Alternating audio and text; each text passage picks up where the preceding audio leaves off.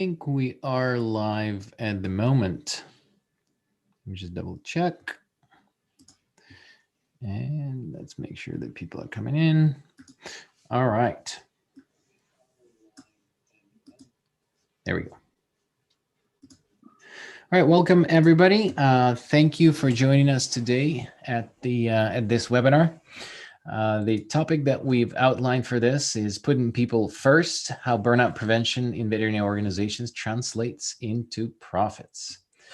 We have exciting guests today, and it's a pleasure to introduce you guys to them. The first guest is Bob Lester, and the second one is Thom Jenkins. So Dr. Bob Lester is the Chief Medical Officer at WellHaven Pet Health, a family of companion animal practices that believes in caring for the caregivers so that they can care for others. Bob, why don't you give us a little bit of your background and introduce yourself? Great. Thank you, Ivan. Thank you for the opportunity. So my background, I fear, is not particularly exciting. Like a lot of colleagues, I wanted to be a veterinarian from early ages. Read all the James Herriot books, and that was my guiding light. And as a result, I had a small town mixed animal practice for a number of years. In fact, it was called Sweet Home Veterinary Clinic, and it was a sweet little home in the foothills of the Willamette National Forest, and would likely still be there today had not a couple of classmates come to me with a crazy idea to start companion animal practices inside a pet store. And at first I pushed back, but eventually believed in the vision and came on board, and turned into Banfield. That was back before there was a Banfield. Did that for a number of years, left there to go into academia, spent 5 of the most professionally rewarding years of my life launching the new veterinary school at Lincoln Memorial University. Really dramatically different kind of school with a distributed clinical year where the students get thousands of hands-on mini primary care cases. In the preclinical year, there's a real focus on clinical skills as well as professional skills, communication training, leadership training, practice management training.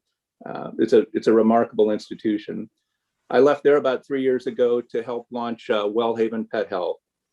So as you mentioned, we're a relatively new group. We both buy practices as well as build practices. We have a number of de novos, and 3 years in, so far so good. As you indicated in the opening, our job is to take care of the people on our teams. If we take care of them, they'll take care of pets, then the profits are a consequence.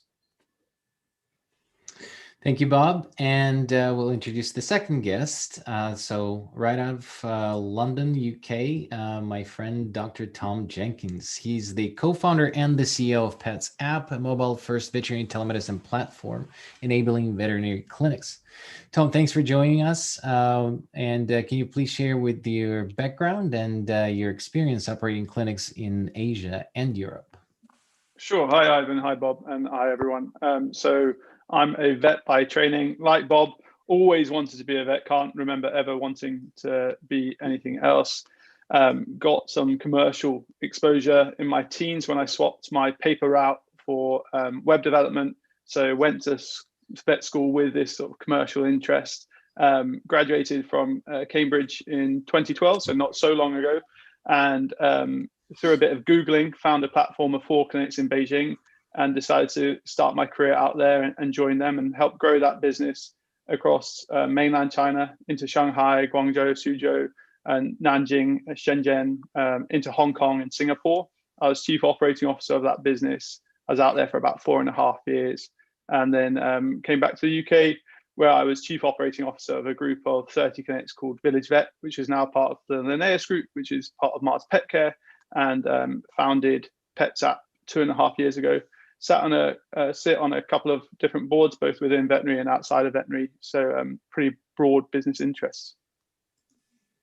Thanks, Thom. And just a couple of words about me. So I'm Zach, vet by trade, trained in Ukraine originally, then moved to North America. And as every doctor who's an immigrant, started by working in the vet clinic as a janitor, and then followed by doing another vet degree in Canada.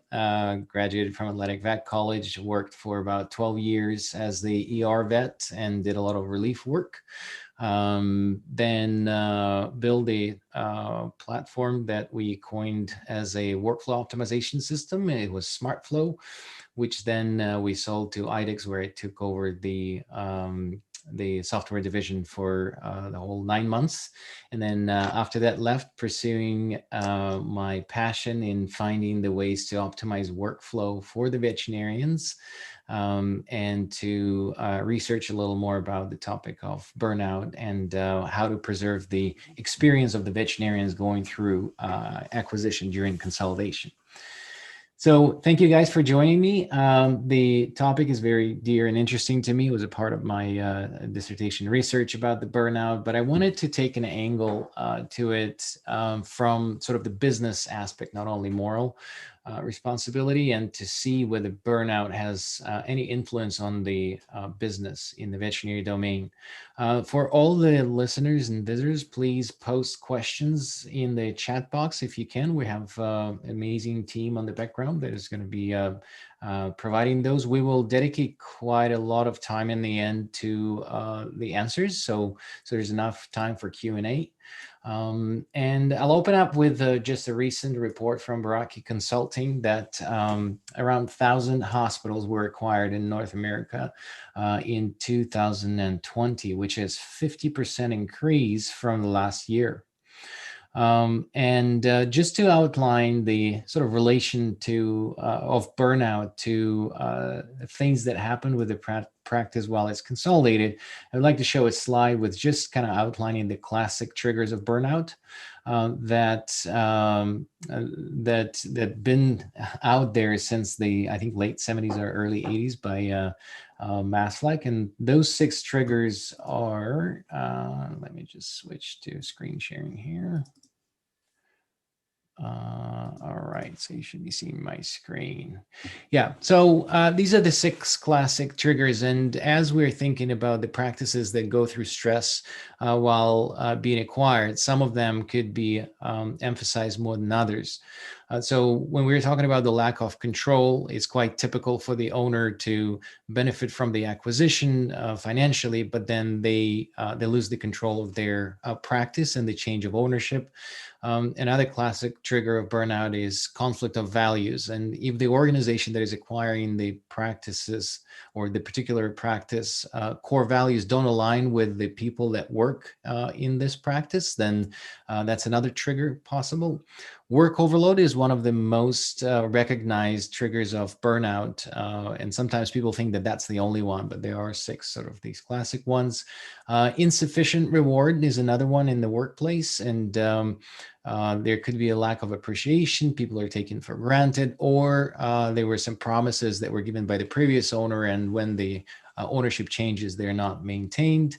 Unfairness is another classic trigger, and so that's the one that goes into unfairness. The insufficient reward is sometimes boosted by additional tasks that they can that the organization can pose on the employees, and breakdown of the community, which is lack of feedback loops. You're not going directly back to the owner that used to be in the practice. The managing organization is at the top, and it's hard to create that sort of report with the parent organization. So those are the classic ones. And I wanted to sort of mention a couple other stats that we know about the burnout and the effects on the business. One of the things that is known and been reported at MIT, that 33% of employees in the acquired companies leave within the first year. Another stat that we collected from the DVM Insider, they wanted to calculate the impact that that when people are leaving, or veterinarian is leaving the hospital, what is the financial impact? So they estimate about $16,000. We had a chat when we were preparing for this, and Bob mentioned it's probably much higher than that if you think about the recruiting costs and things like that. Also in AHA in 2016 report, the turnover was reported in, and we usually calculate it at 20% or 21% being normal in our domain, where it's only 11 in other industries. And other facts from McKinsey is about 61% of acquisitions in different domains. Again, it's not veterinary, but 61% did not earn a sufficient return on company's investment for the acquisition. So with all of those facts, I just wanted to open up with probably asking Bob, with your experience in independent and corporate environments, do you think that, so you wrote an article that I really liked about the missionaries and mercenaries. Can you tell us more about what you wrote about and sort of what the article was about? Yeah, happy to. Thank you, Ivan. So I wrote a column for today's veterinary business a couple of months ago titled Mercenaries and Missionaries. And the thesis is, as most of us know, consolidation isn't unique to veterinary medicine. Consolidation takes place throughout the economy in any fragmented, successful industry that will benefit from investment. And as we think about the two different categories, as I put them, the mercenaries, they rely on the financial thesis, which is really clear when you look at our industry. Pet numbers are up, pet lifespans are up, pet spending is up, euthanasias are down, shelters are emptying. There's a whole generation of veterinarians that look a lot like me that are looking for exit and retirement. So from a financial point of view, what a nice, profitable, fragmented, recession-resistant industry where the investment community can park money with little risk and typically short term. So they're looking to buy a practice at 1x, get a whole group of practices in a relatively short time frame and sell them for 2x. So intellectually, financially, it makes great sense. However, it's short time frame. And during that time frame, it makes little financial sense to reinvest into the practices that are joining their group. I contrast that with what I term the missionaries. Missionaries, on the other hand, typically have veterinary professionals that understand the investment thesis, but they also understand the heart of the profession, that it's a relationship business. It's about people. And the good we do for society and pet parents, and take a longer term view, understanding that we've got to reinvest in people. We've got to look at the long term horizon, that it's not all about the investment thesis. It's more about purpose. It's more about passion. And if you focus on those things, then the profits will follow. Excellent. Thank you, Bob. And then in your experience, because you've been observing two sides of that, the consolidator and the non-consolidator. What do you think may happen if we pay not enough attention to well-being of the employees that are going through this? Is there an impact that you see on the financial side of things? Yeah, without a doubt there is. If we don't take care of the people, somebody else will. We're so fortunate in our industry that the rate limiting step is not lack of consumers. Pet parents are beating down the doors to come see us. The rate limiting step is attracting, selecting, developing, retaining great veterinary professionals, doctors, veterinary nurses, and others. So we have to pay attention to them. It's the heart of our business. And perhaps naively, as I look at consolidation is pretty predictable. At some point, and Tom's probably already seen it in the UK, in the US, we've got 50 plus consolidators. 10 years from now, that'll be 5 or 6. Naively, I want to believe that those of us that are mercenaries, we can prove to the investment community that by focusing on our people first, then the rest will follow, as opposed to if the thesis is entirely financial, then it's easy to forget that this is a relationship business, this is a people business, that we do far more than focus on a P&L. Not that profits aren't a bad word. We need that we have to have that to be sustainable, to reinvest, to take care of our people, but people come first. Yeah, and I think it goes along with the understanding that serving the customer is very important. But if you don't have people motivated that are serving the customer, then there's lack of motivation to generate that revenue. And it's interesting how the age and the just character of both customers and the veterinarians is changing now, where most veterinarians are now represented, or a lot of them, by millennials that have a completely different mindset, and the way they perceive the world and the way they are known to be narcissistic and with a feeling of entitlement. But at the same time, there's a different management strategy towards those people. They need to be rewarded constantly, and it's not necessarily monetary reward. It's just recognition of goal achievement. And and basically motivate them in other ways. And there's, as you said, there's no lack of demand. There's definitely enough. The humanization of the pets is advancing. There are no pets in the shelters anymore, and people are observing because of COVID more at home. They are seeing more symptoms, and they're visiting more veterinarians. So the demand is growing, and the supply is becoming shorter. Thom, with your experience in Asia and Europe, we had you as a guest in another podcast. It was fascinating to hear your story, how you just Googled where to go in Asia and to start to become a CEO of consolidation. Can you tell us a little bit more about because your role was there, as I know, it was really assessing the culture and the integration pre and post sort of acquisition of the cultural aspect. How much did you see the connection of that to the profits post acquisition and the recovery of the synergies that were expected from those acquisitions? Yeah, so I think there's a common issue with any acquisition of this idea of the bait and switch, and there can be a deal team that comes in, right?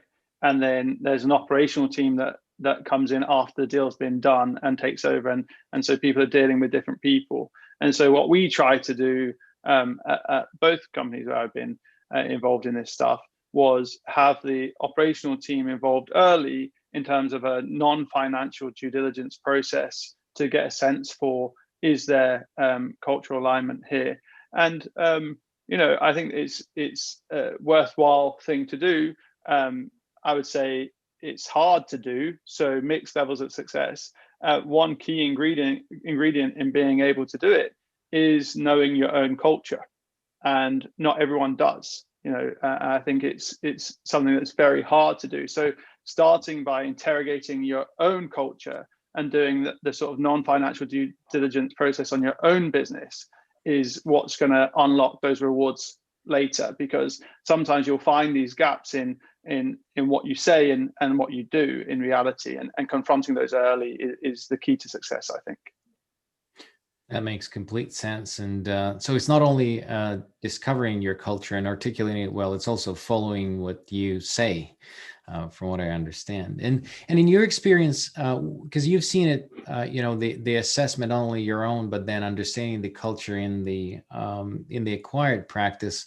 I recently heard an interesting definition of the culture, because I previously thought that it's, mission, vision, and your core values, but also I was just actually doing an M&A course where they articulated and said that culture is not only that, it's just how do you do stuff here? Like, what is acceptable, what's not acceptable? It's not only those core values are super important because they're brief, articulated, but if you merge, probably 100 core values across different companies, there's a lot of things that repeat as words, but in reality, how do you do stuff? What is good? What does good look like for you and for us? So those are all important aspects of the cultural assessment.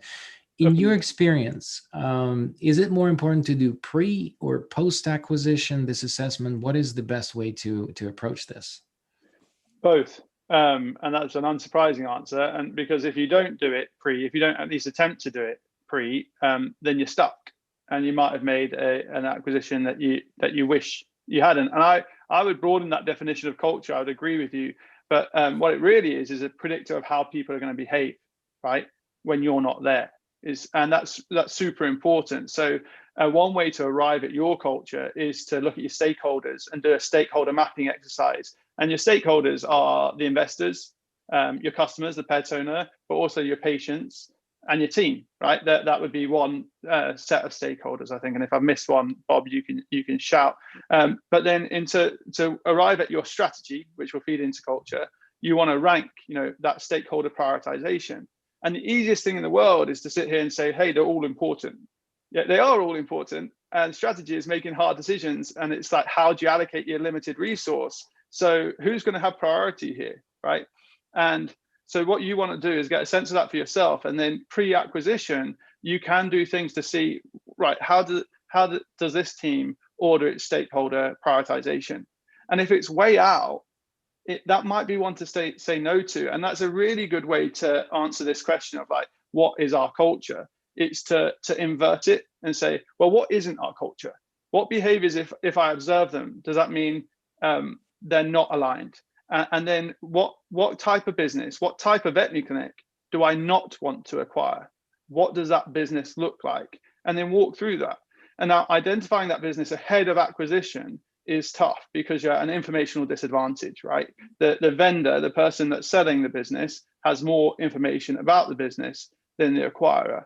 But there are perfectly reasonable things that you can do to assess your culture. And this is why you should think deeply internally about this as well, because the things that you are benchmarking culturally, well, you want to approximate those in your pre-acquisition non-financial due diligence. So if you care about your staff turnover, right, you're saying it's roughly 20% in the veterinary field.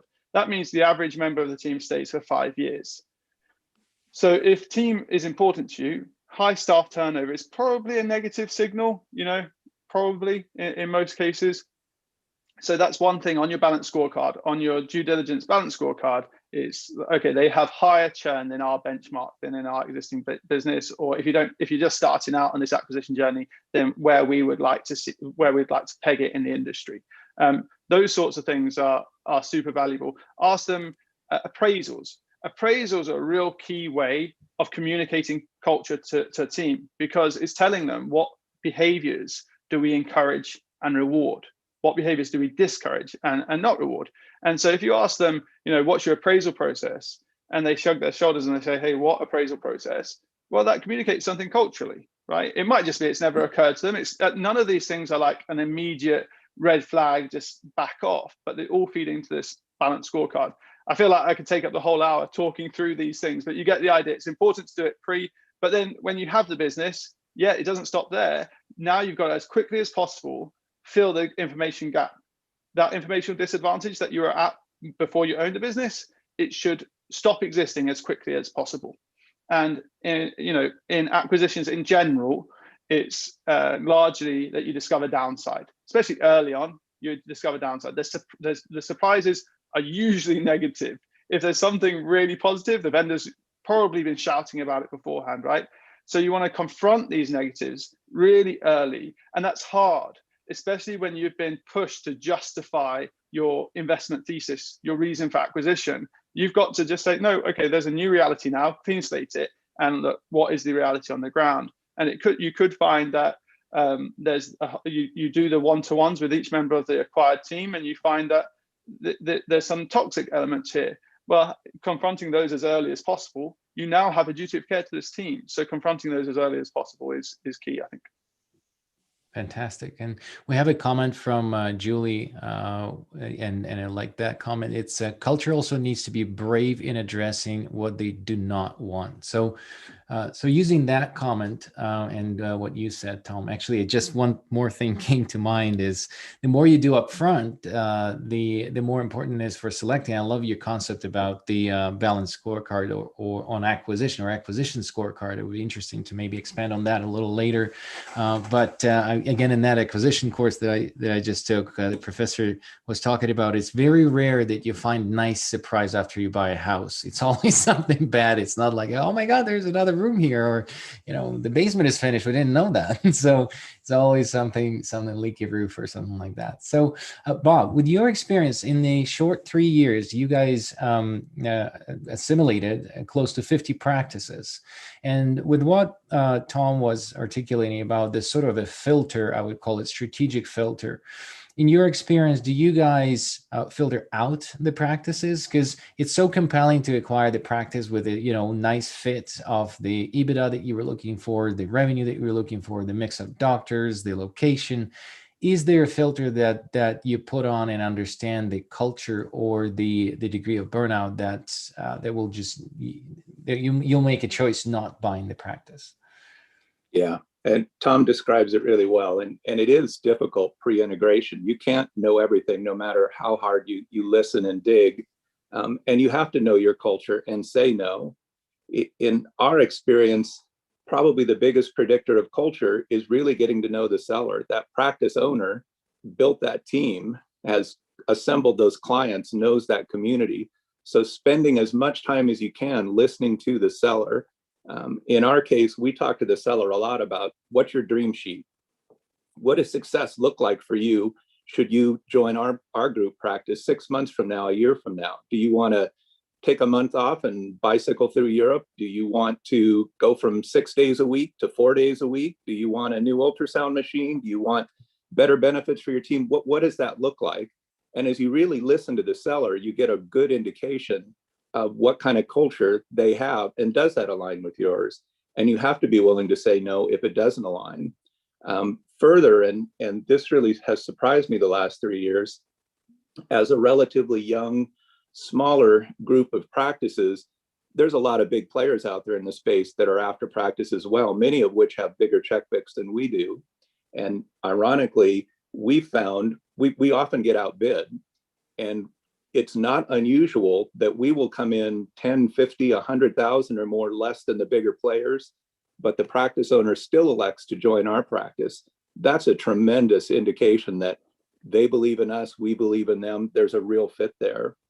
And kind of back to a point you made early on, Ivan, about triggers, one being promises. You think about this profession, and part of the beauty of it is we're so small. Here in the US, there are more attorneys in the District of Columbia than there are veterinarians in the entire United States. If we go out and break promises, that says a lot of things, most of which aren't good. But if we were to go out and break promises and not live up to what we say, not be transparent, not listen to sellers, that would bite us. It just gets around. It's too small a neighborhood we live in. You've got to uphold your promises. Can I just pick up on something you said there, Bob? I like this idea of delegating the pre-acquisition due diligence to the vendor in a way. And this is something that I think people often don't get right. You should be losing deals. If you're doing that effectively, you should be having deals where the vendor opts to go elsewhere. And that means that you've got this self-selection filter. You've delegated some of the due diligence to the vendor, and they know that it's not going to be a fit. When I'm doing interviews at PetsApp, I spend a lot of time trying to persuade people why they wouldn't want to work here. And by the end of it, if they still want to work here, I know this is going to be an incredibly successful hire. And I think having the confidence, that's when you really know that you know your culture. Is like having the culture to, when you're on that acquisition pathway, to say, here's why you might not be a good fit for us, and then walking away from those deals. I think that if you can confidently do that, you know you're getting it right. There's too many consolidators out there that the investors or someone behind the scenes, likely at the board level, said, you will buy 50 practices this year. And that becomes their mantra, and they're going to hit that number. They're not looking at culture. They're not looking at fit. They're not spending time listening. They have a number to hit. And while I get the investment thesis, and you can stack the EBITDA and you can make the rationale on a spreadsheet, it's absolutely the wrong thing to do if it's all about culture. But it's also, I think that, if the investment and the arbitrage is the driver in the organization, it is important to understand if your synergies were based on increasing EBITDA, by a certain percent after acquisition, by optimizing the margin, if you will have a provider leave, the whole provider in the hospital, then your EBITDA tanks with the revenue that person was bringing in. So ultimately, if you're not preserving it, there's a direct financial impact on that. And I know we talked about it in the past, Thom, but one aspect is culture. But then the other one is, are people happy in this practice? There's some practices, there's horrendous stories that I heard that people bought the practices. It was just chaos in there. Are there tools that are available to really assess the sort of happiness in the practice prior to acquisition? There definitely are. And just to come back on that last point you made, Ivan, and you made, Bob, too often when you see a lack of cultural alignment, what people do is they just discount the price that they offer. And that's not good enough. You need to say no and walk away, because early on in the acquisition pathway, it is largely EBITDA arbitrage driven. And so the distinct competence is acquisition, right? So if you buy something, no matter how cheap, that requires you to have this operational competence that you don't yet have, to then do a sort of turnaround play, your investors have pressured you into doing something that's really, really going to damage the whole investment thesis, because you need to trust that clinic is going to be on autopilot to some extent until you're ready to layer on the operational bandwidth. But let's say you have made you have made this mistake or whatever it is, and you want to get a sense and take a temperature check and all that sort of thing, and you should be doing this regardless.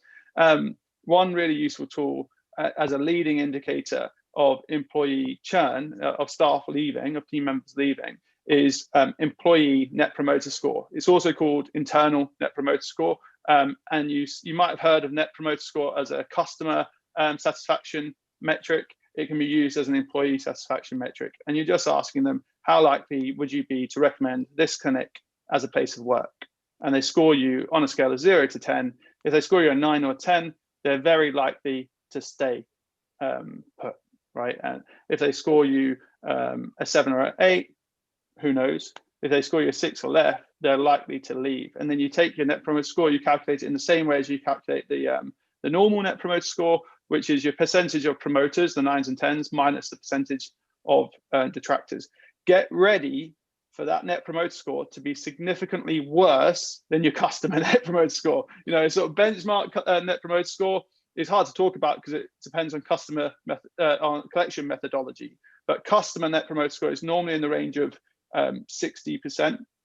Even in the veterinary sector, it's not unusual to find employee net promoter scores, internal net promoter scores that are negative, unfortunately. We've got a lot of work to do on this stuff. Another thing, if you're not prepared to do something like that, it doesn't take much. So if you're not prepared to do it, why not? Some people find that too impersonal, which I think I can relate to, but you'd be just the number of people, whether it's corporate practice or independent practice, that walk into work one day and are faced by resignations that are a surprise to them. Well, maybe it wouldn't be such a surprise if you just took this temperature check every now and then. As personal as our relationships with our team members can be, it's hard to know where the sort of where the problems are, the things that are brewing, and you want this leading indicator. You don't want to leave it till it's too late. But if you don't want to do that, or in addition, in your post-acquisition one-to-ones with each team member, whoever's leading the integration, a really good question to ask, it's super trite, super cliched, but it's useful, is if you were boss for the day, what would you do? You know, if you were running this practice for a day, what would you change? What would you keep the same? What do you love? What do you hate? That sort of question just tease out the little niggles that really tell you what's going on. That's great. And I think, you know, I like the angle of these two because one is more, I would call it operational, where you get to the detail, what will you change? But the other one is more scalable, which you can deploy across the larger organization and can do it repeatedly. Because a lot of the times we're talking about the change or the lack of change in, you know, during acquisition, that's been a big, you know, bargain in the last sort of 5-10 years, where, you know, one of the things that veterinarians like, especially those that want to stay in practice for 5 or 10 years after the acquisition, is that nothing will change. And when you do make a change, it's important to know if people are capable of going through the change. And I think that the whole concept of, if people are unhappy, it is less likely for people to change while they're unhappy. They're not motivated to work there to begin with. Why would they change from their common workflow? So I think that's a good temperature check in general between the sort of changes that you apply post-acquisition to expand the margin, to actually check if your team is capable. Maybe they were happy, but then once you implemented a new financial system or new PIMs or something else, everybody's pissed off.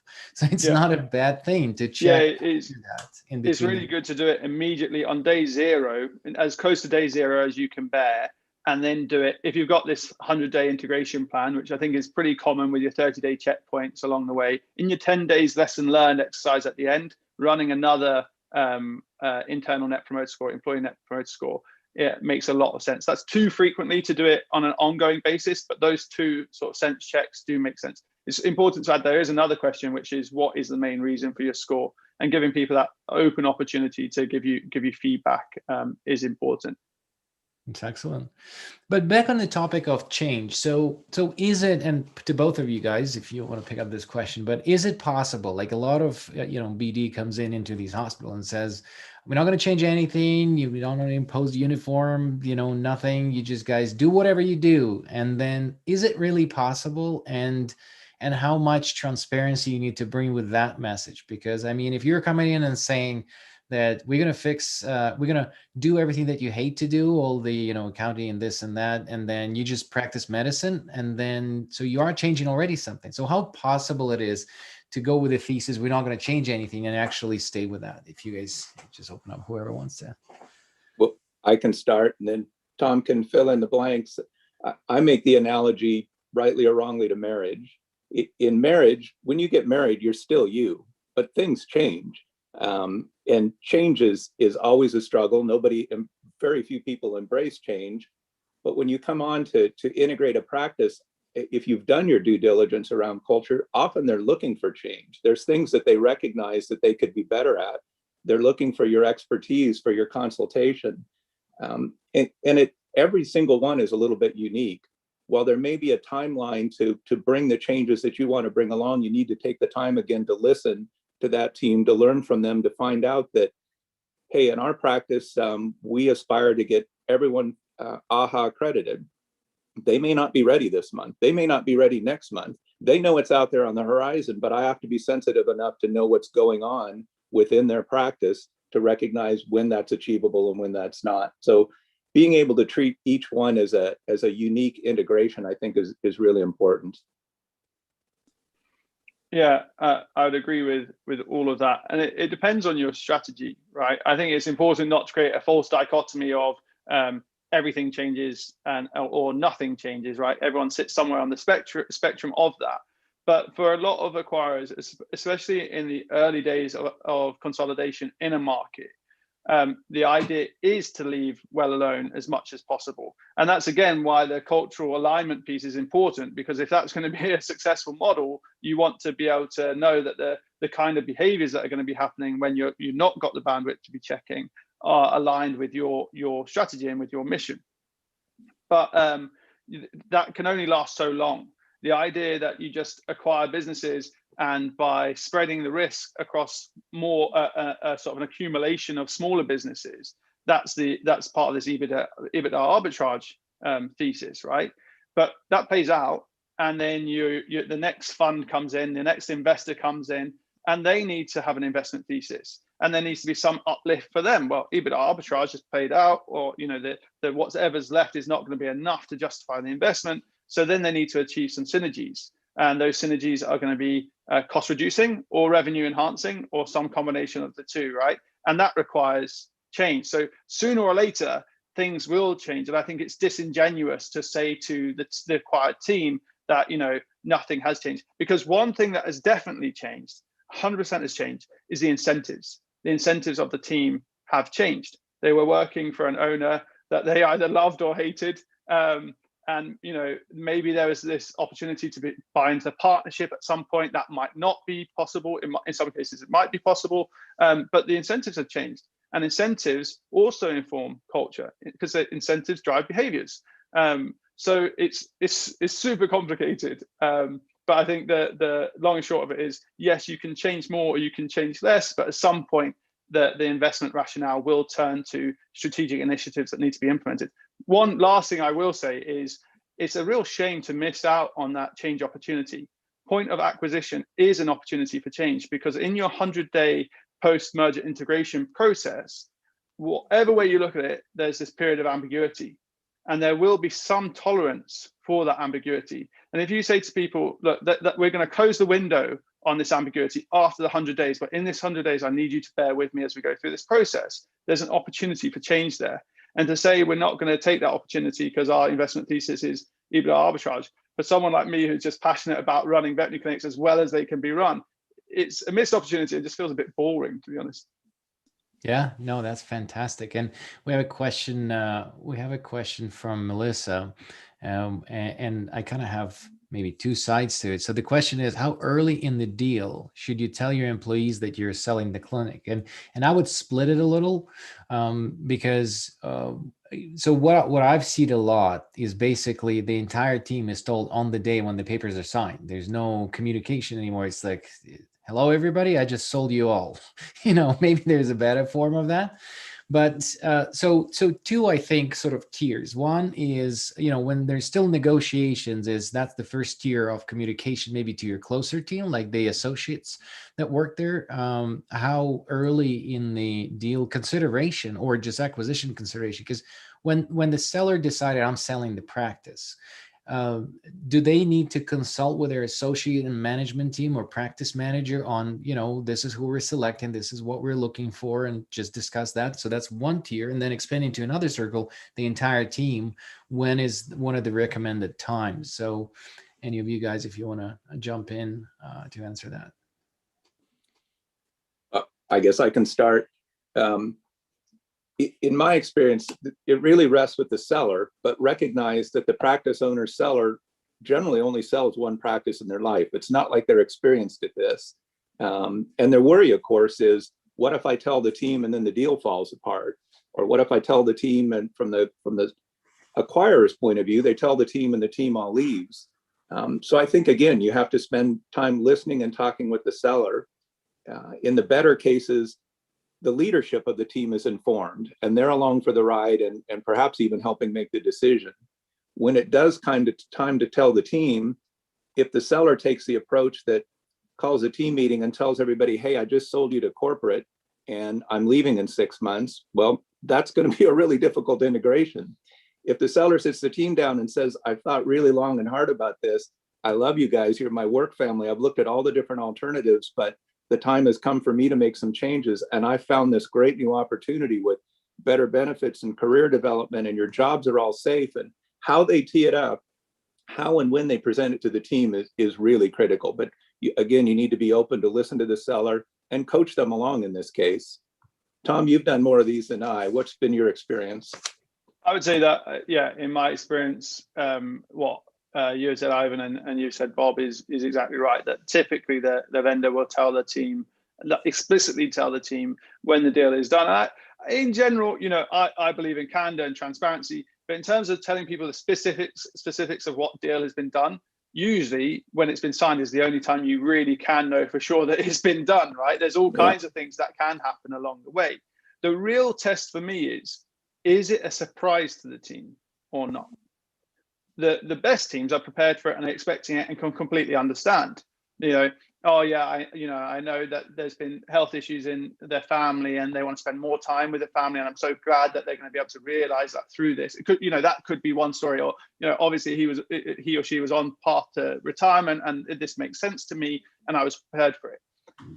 The negative stuff happens when it's a complete shock, and often that shock is combined with a sudden upset in expectations. So, I thought I was going to have a chance to buy into the practice. And you've got to remember the incentives in veterinary medicine and how these incentives change with consolidation. And typically, a veterinary professional, the early compensation in their career, like historically, has been below what they would typically expect for an equally qualified person in another sector, right? But the benefits have been sort of back-loaded instead of front-loaded, where at some point I'm going to be able to become a partner in this practice if I want to, and that will provide me with a nice sort of income and a retirement opportunity, etc. For a lot of associates coming through now, suddenly that story, that narrative has been upset through acquisition. And it could be that the vendor was telling their associates that, you're working your way to partner, and suddenly this narrative has changed. And that's, again, to me, indicate a poor cultural indication. And so trying to tease out what are the expectations in the team and trying to honor those expectations in any deal that is done is part of the art of acquisition. And again, it depends how much flexibility there is in the investment model of the acquiring entity.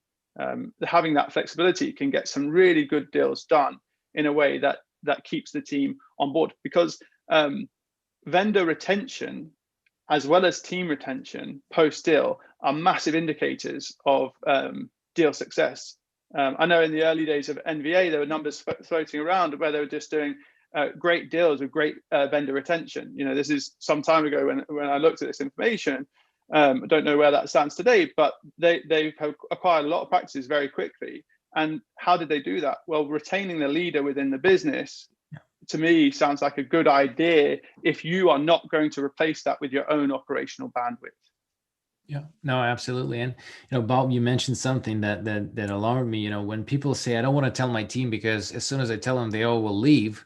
Well, we shouldn't buy that practice because you will tell them and they will all leave. So why would we want to buy that type of practice? So absolutely. I think that's But that's where the advice, if the acquirer is giving the vendor advice on when to tell the team, again, that's slightly disingenuous because the incentives are misaligned. It would be in the acquirer's interest to find that out earlier, whereas the vendor, not really, right? So I think take any advice with a pinch of salt. That you've got to know where the incentives are aligned and where they're not aligned. And typically when I was doing acquisitions, you just got to be candid about that. You're like, I'm not the best person to advise you on that because frankly, our incentives depart at that process. So take your own advice and follow your own opinion. And that's why I agree with Bob that it needs to be led by the vendor on that. Yeah, absolutely. And I think that that's also, so you just mentioned something important, Thom, about, understanding the buyer. And one of the questions that I had to, again, both of you guys, is when the vendor is the seller deciding to sell, what are those attributes that they should be looking for in the buyer? We have 47, I think, consolidators right now in North America, last time I checked. And that's all available, different multiples, different incentives, different formulas. What is the sort of, proper way of assessing the buyer? Like, what is that path to understanding that? Well, I'll start again. And as I talk with sellers, there's typically three big things that they're looking at. If I chunk it down into a small list, and I need to make sure I line up and I need to address each of these. One is, and they come in different orders, and that tells you a lot about the culture of the practice as well. One is often legacy. I spent 20 years building Main Street Hospital. Are you going to take care of Main Street Hospital? Are you going to scrape my name off the door? What is this going to look like? Two is my work family. I love these people. I'm with them more than I am with my biological family. Do you want them? Are you going to keep them? Are you going to treat them right? What does life look for them post-acquisition? And then third, and sometimes first, is financial. This is my retirement for many folks. What's the deal look like?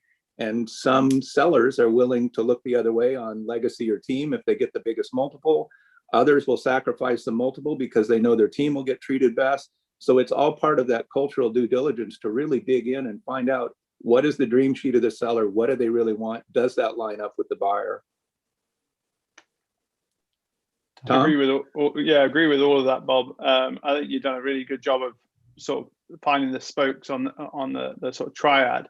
What I would say is, again, this is said with as little cynicism as possible. I think for a lot of deals, it does come down to who's offering me the most. And I think that comes from, that's the one thing I can trust.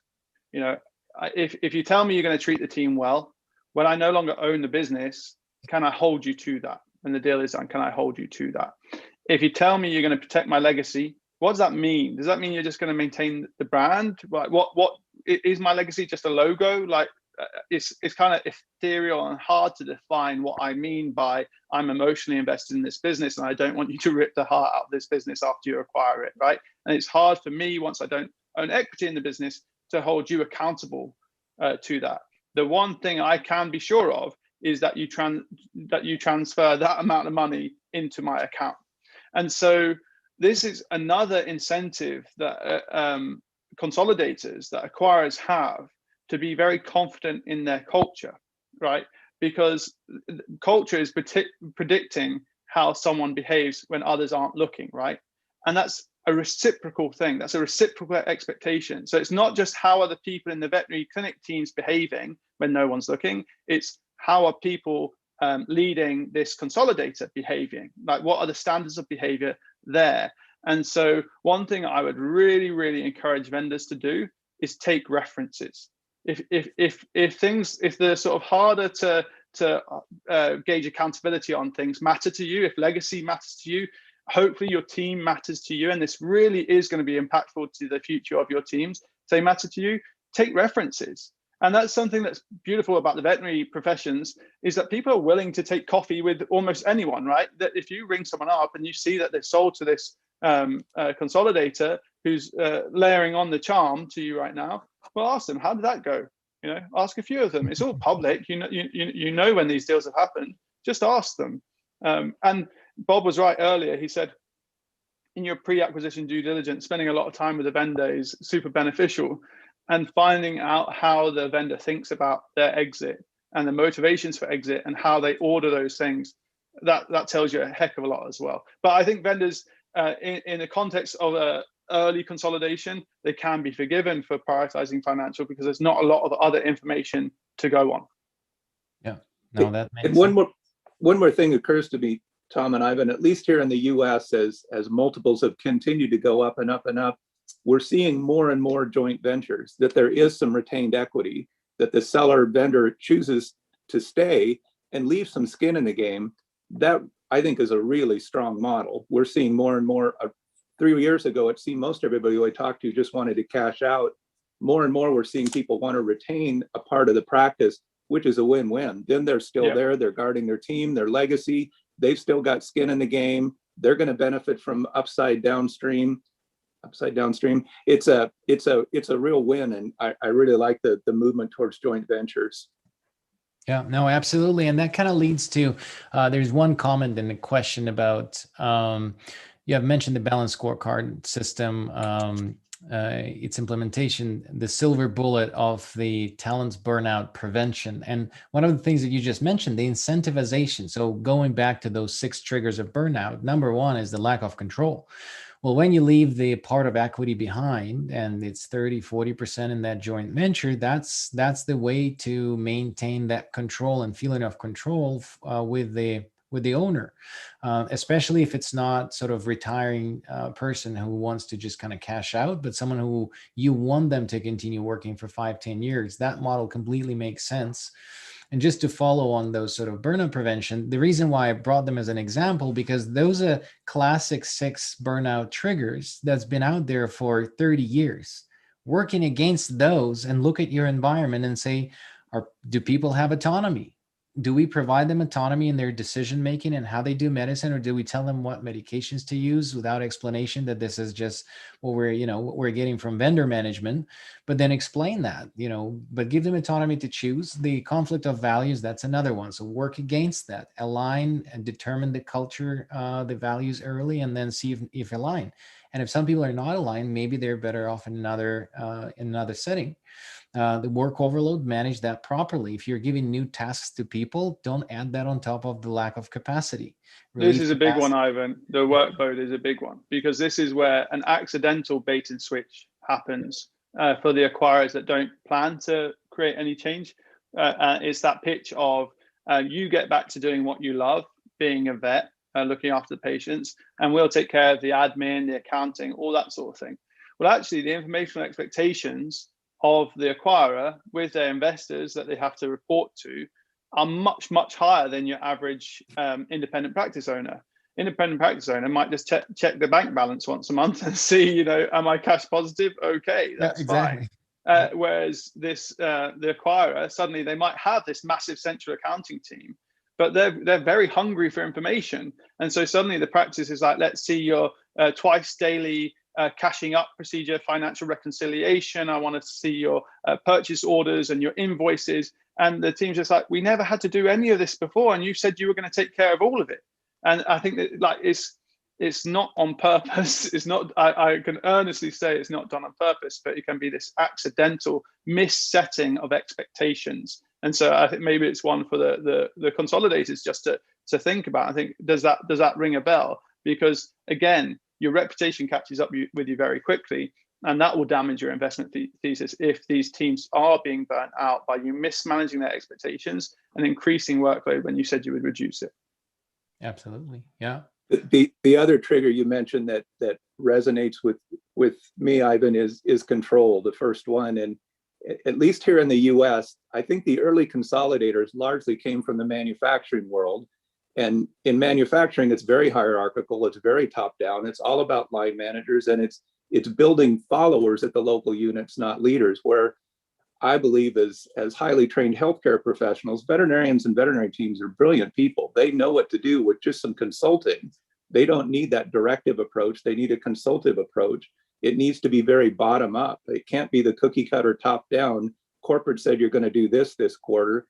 That may not make any sense at all to that individual hospital. So there has to be the autonomy. There has to also be accountability that at that local hospital. So really driving doctor and veterinary professional leadership at each unit and making it bottom up in more of a servant style than a directive style, I think is enormous. It's much harder to do.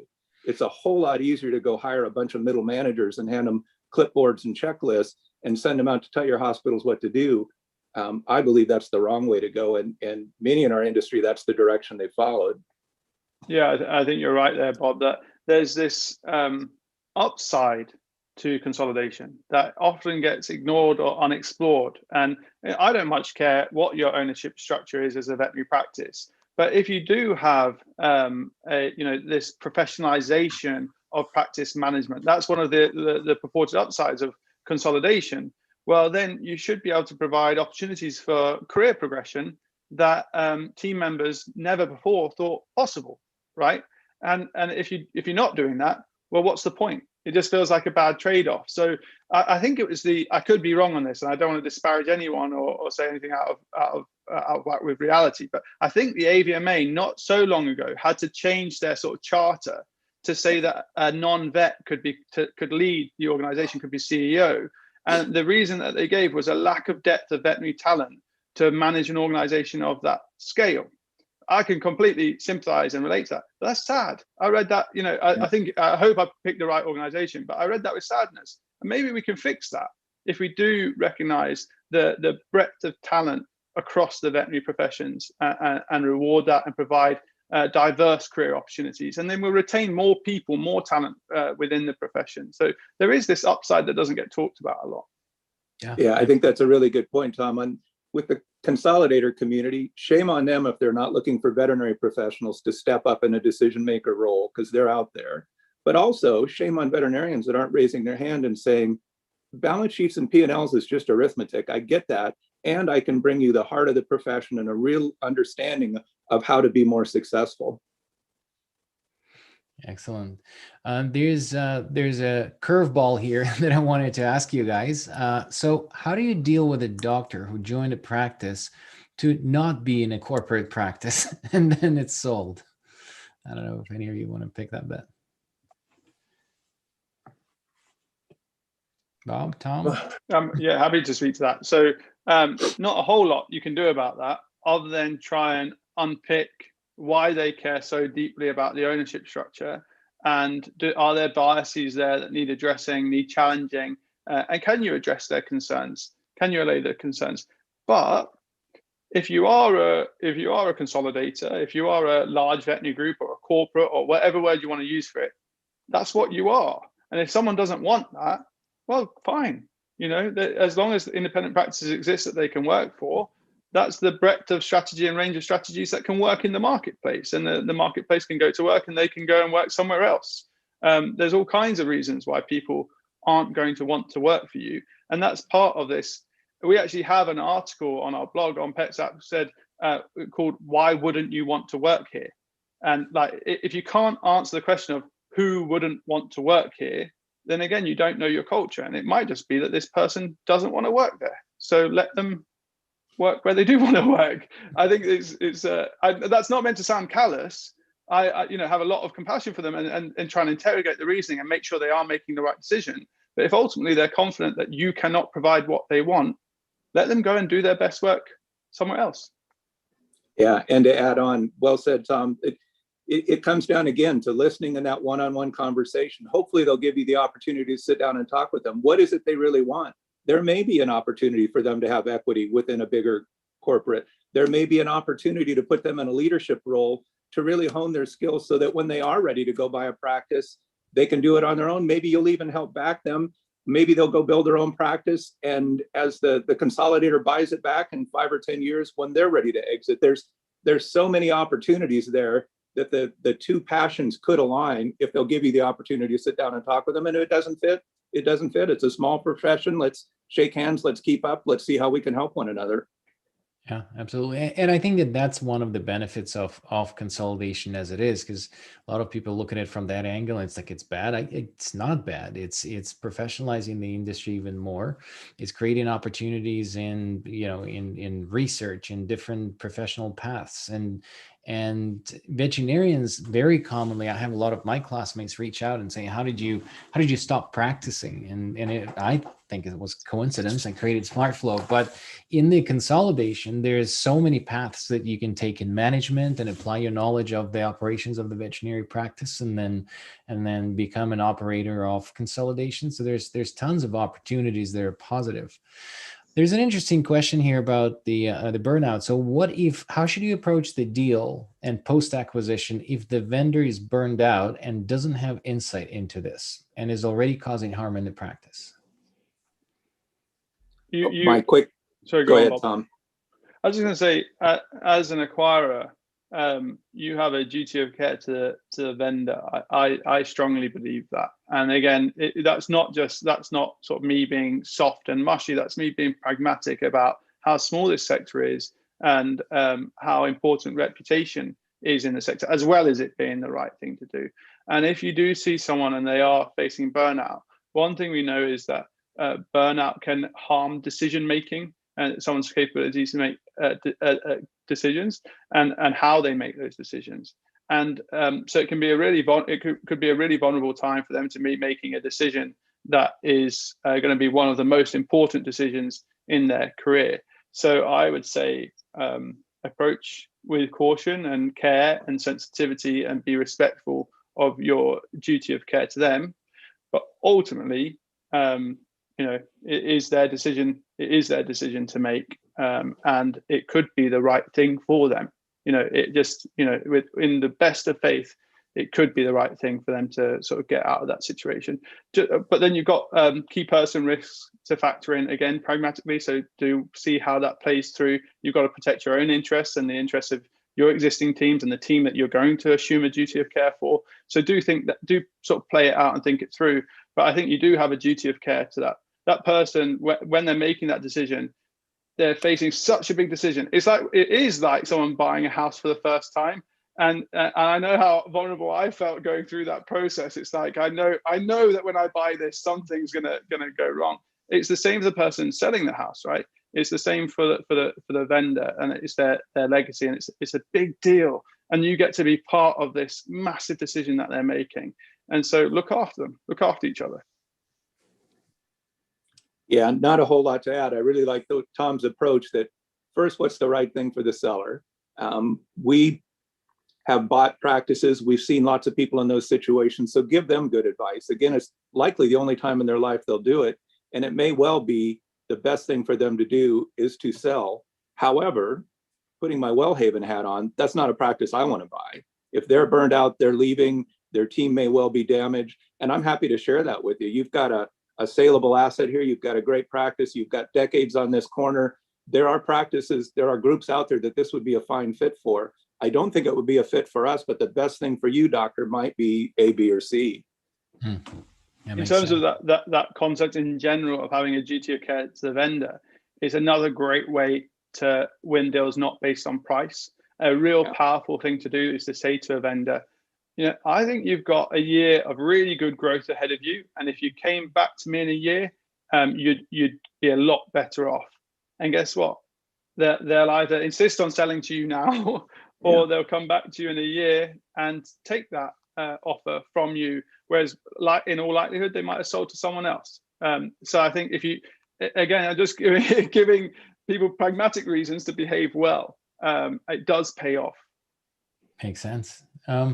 The other question, we touched a little bit on the integration and the integration process that happens right after acquisition. And, I just learned in M&A that's one of the most important moments, because this is when the new team is going to be first time exposed to the organization they're joining. And do you guys know any successful implementation of external teams for change management post-acquisition? Or, there's also CEOs that talk directly to all the teams, or there's integration team that comes in and being very sort of pragmatic, mechanical about it, like, just plugging in the systems, ripping out the PIMs and, inserting new lab. Or who should be leading the acquisition, not the acquisition, but integration process? And is it a good place for an external change management expert? Well, I can just share our experience at WellHaven, Ivan. So we're relatively small. So our model is we've got half a dozen really strong team members out there across hospitals that are typically practice managers. They're running very successful hospitals. They get our culture, they get day to day, they get our systems, they understand us, they live our culture. So we just park them inside it. We introduce them to the team, to the seller often beforehand. We talk about their role. Their role is listening more than telling. They want to learn from the practice that's being integrated. There's often great things we can share with our whole group. Part of our philosophy are our communities. So we have about a dozen hospitals in Denver and Minneapolis and Seattle, in Portland, where we've got groups of hospitals that all lean on one another and share resources. So we'll put someone in there that actually lives in that hospital and helps them and is there 24/7 to answer questions, as well as introduce them to the people behind the scenes, the support people. Our support team, again, is relatively small. There's only about 20 of us, and we're housed, at least pre-COVID, right above one of our hospitals. And one of the things we require of all of them, you may be a payroll clerk or a CFO, but once a month you put on scrubs and you work in a hospital. So you understand what they need, what their day-to-day is, how important what they do is. That you may not touch a pet every day, but you better be helping someone that touches a pet every day. Our challenge, of course, as we grow, can we continue to scale that? I think we can, but Thom, you may have other observations. Yeah, I think that approach sounds great. Who is good at change management? Is it like that is hard, right? It's one of the hardest things. And there's going to be aspects that you're just not good at yet. So reaching for external help could be the right thing to do. You know, if you've got known gaps, if you've done your 10 days lesson learned exercise at the end of your last post-merger integration and you identify things that didn't go well, look around you for expertise that's going to help you with that. The idea that you can outsource the integration, the actual sort of getting your hands dirty work of the integration, that you can say, hey, newly acquired team, this is your advisory company that you're going to report to for 100 days and we'll come in later once it's all calmed down a bit. I think that sounds like a very bad idea. Best practice in these scenarios is to open an integration management office with an open door policy and like Bob said, be very, very high touch. With the sort of scale of businesses that are involved in and these kinds of acquisitions, sometimes that will be as things that I see work well, if you can pull it off, if you can do it, is place a vet tech in with that new team that knows what the new policies are, new approaches are.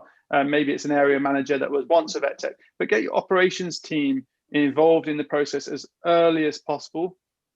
This is also a really good way for those consolidators that are sort of going through the EBITDA arbitrage investment thesis with the M&A as a distinct competence, for them to slowly layer up operational bandwidth. And this is a good place to start, where you have an operations team coming in for this 100-day period and then gradually easing off. Well, eventually, when you do need to extract your post-merger synergies, you can sort of leave some of the operations team in, and then ta-da, you're running veterinary practices.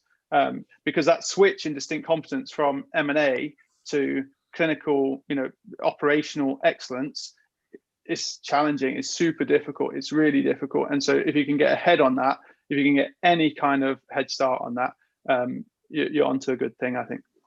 And that's where the breakdown happens, sort of the upstream not connected with the downstream. And that's where, if you're buying every practice that has a pulse, and then you're just passing it on without understanding what impact it has on the downstream, on the integration team, and then post sort of change management, business as usual, if you will, on the operations, that's where the problems will happen. Bob, I love what you said, what you guys do about visiting the clinics. That really comes... So I've researched lean in human healthcare for the last year and a half, and the lean has this distinct thing that they have to do. It's one of the practices they do, what's called Gemba. So the management team goes once a week. It's in their schedule. The CEO of the San Francisco General Hospital goes downstairs and present during the morning rounds with the entire team. They see what is happening where the work is happening. So that's excellent. I love that. And then the other thing, Thom, you mentioned about, who is good at change management. I think that nobody is, especially external people. They come in, they know the theory. But what I keep kind of talking about, and hopefully it will start happening in the near future, is really promoting the culture of continuous change. And what I mean by that is change management. It's like, proper techniques, celebrate early, set the change agents and all of that stuff. That's important. But if you infuse the culture in the entire organization where the people that do the work have the voice, there's feedback loops, and they can provide information and their opinion on how to run operations of the practice, then that's a continuous learning and continuous improvement culture.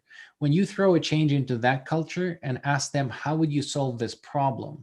Instead of coming in and say, this is what you do next because we told you so, that flips it on the other side. Then the change management is happening because people want to do the change because they came up with this idea. And I think that that's very important. And this is something that I'm pretty sure that without that, consolidators can't really push, just arbitrage and let's just push all of these changes very soon.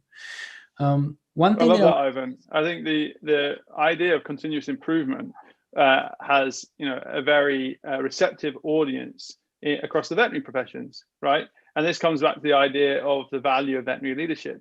Is we're encouraged to develop professionally on an ongoing basis. We're encouraged to take a diagnostic approach to creative problem solving and being solutions orientated. So I love this idea of embracing continuous change instead of it just being like, all right, we're changed now, all good, off you go. That doesn't sound like the right thing. And to follow on, I think too often people are looking for that light bulb innovation when in fact it's incremental. It's little changes, and with that comes failure. And not so much an integration, but just as a practice, we try to always be listening. What are the pain points? How can we help? As a result, as we built our de novos, we built an alpha hospital where if we're hearing a pain point and there's someone out there that can solve it, let's try it in our alpha hospital, see if it works there. Then we have 2 other de novo betas. Let's go try it there as well. If it works, great. Let's roll this solution out everywhere, but let's take learnings from the whole practice and share them as we can prove them out. Because with that incremental change are going to come some stumbles. That's okay. Learn from it and move on. I love that idea, Bob. When I was talking to John, he was talking about sort of the innovation hub practices. And I think for a rapidly growing group, bringing this new idea of continuous change, laying that on top of sort of post-merger integration and the risks there might be a bit much. I mean, if you can pull that off, fantastic.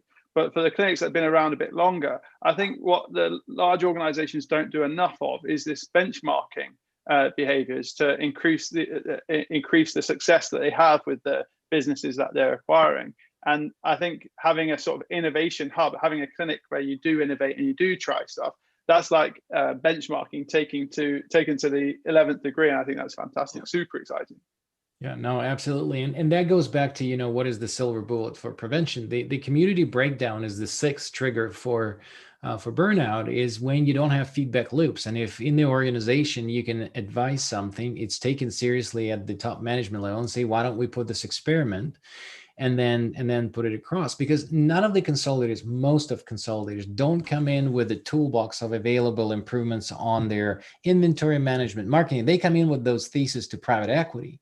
But that stays on the investment deck. And then when they start consolidation, they're really fixing a flying plane, developing these processes. So why not to take it into safe environment, develop the process, develop the rollout, develop the training for everybody, and then put it at scale instead of trying it sort of, halfway in most of these hospitals. So I really like that. I have a question that I want to throw at both of you guys, and we're running up on time, but this is sort of, with the topic for this webinar was about how to convert the burnout prevention into profit. So do you guys really think that investing into burnout prevention is worthwhile, and or into culture assessment? Is it an investment, or is it a necessary process that actually is a part of value creation?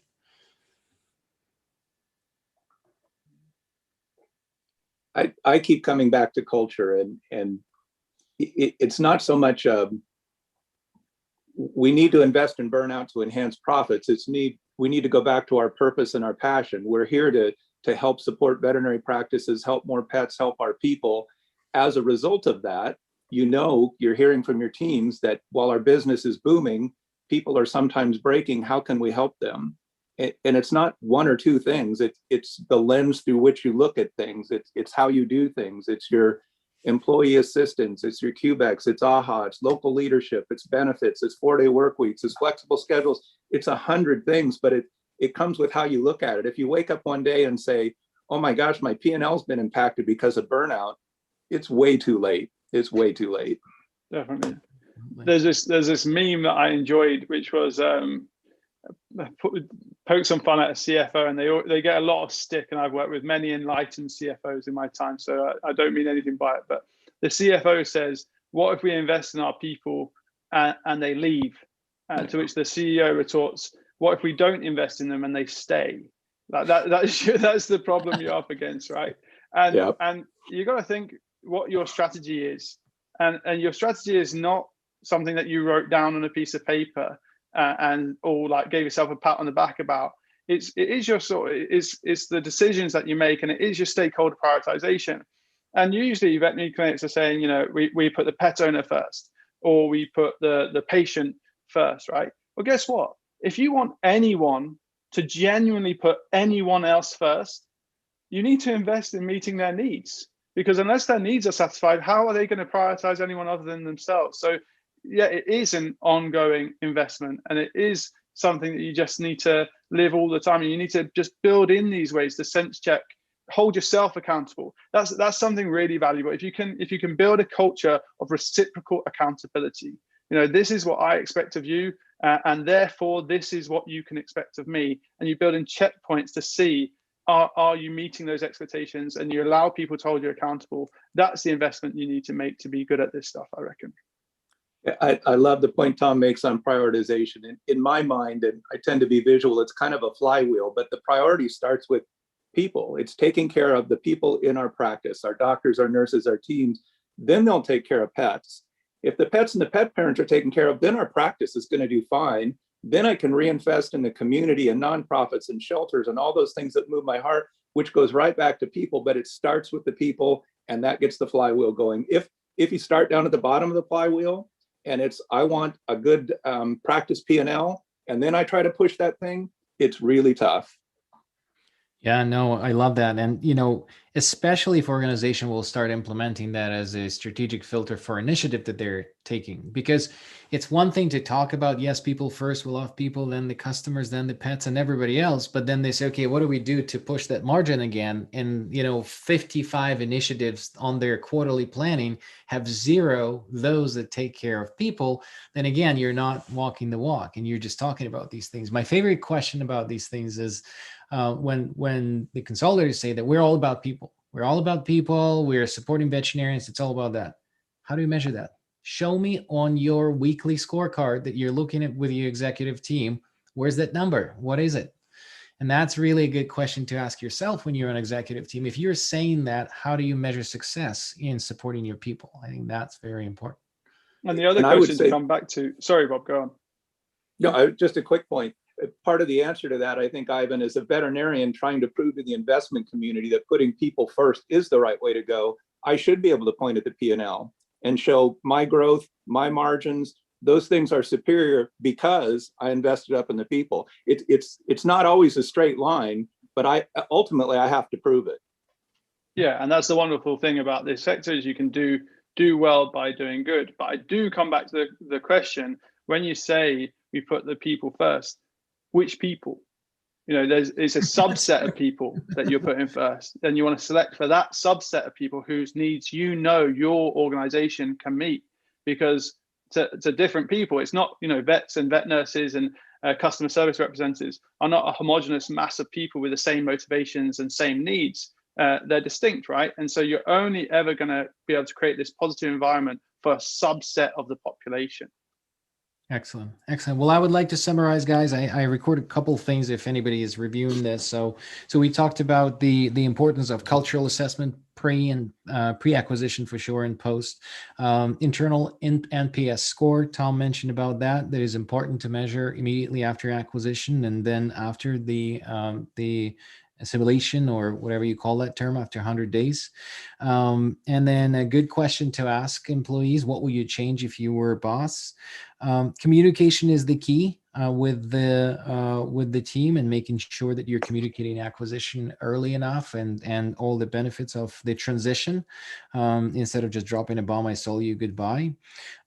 Preserving the legacy team, and making sure that financial incentives are there when you're picking the consolidator to sell your business to. And then taking references from other clinics that already sold to a particular consolidator. It's a good strategy suggested by Bob.